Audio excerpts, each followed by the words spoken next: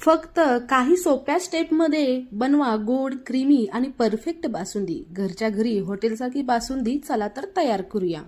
त्यासाठी मी इथे अर्धा लिटर म्हैशीचं दूध घेतलेलं आहे. बासुंदी करण्यासाठी फुल क्रीम दूधच हवा आहे. तुम्ही इथे 1 लिटर दुधाचा वापर करू शकता. मी इथे अर्धा लिटर केलेला आहे. सर्वात आधी दुधाला छान अशी आपण उकळी मारून घेणार आहोत.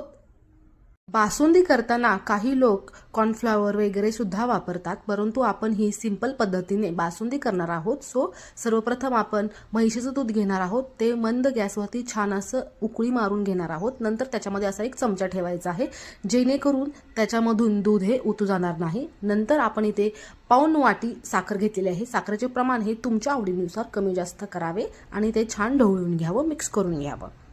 नंतर त्याच्यामध्ये मी इथे वेलचीचे तुकडे घातलेले आहे. तुम्ही इथे वेलची पावडर सुद्धा घालू शकता. काजू, बदाम, पिस्ता याचा वापर करू शकता, परंतु माझ्या घरात आवडत नाही, सो मी फक्त इथे विलायचीचा वापर केलेला आहे. तुम्ही बघू शकता हळूहळू हे दूध आटू लागलेलं आहे. त्याला वेगळा कलर असा येत आहे. विलायचीचा आणि साखरेचा कलर त्याच्यामध्ये उतरलेला आहे. तुम्ही इथे केशरचा वापर सुद्धा करू शकता. साधारणतः अर्धा तासानंतर आपली बासुंदी ही अशी थिक झालेली आहे. त्यामुळे बासुंदी करताना पेशन्स, संयम हा ठेवायलाच हवा. पण नंतर जो रिझल्ट भेटतो तो खरंच खूप छान लागतो. सो इथे माझ्या अर्धा लिटर दुधापासून पावशर इतक्या प्रमाणामध्ये बासुंदी बनलेली आहे. म्हणजेच 1 लिटर दुधापासून अर्धा लिटर बासुंदी इतकं प्रमाण. ही बासुंदी थंड करून खावी. व्हिडिओ आवडला असेल तर नक्की चॅनलला सबस्क्राईब करा.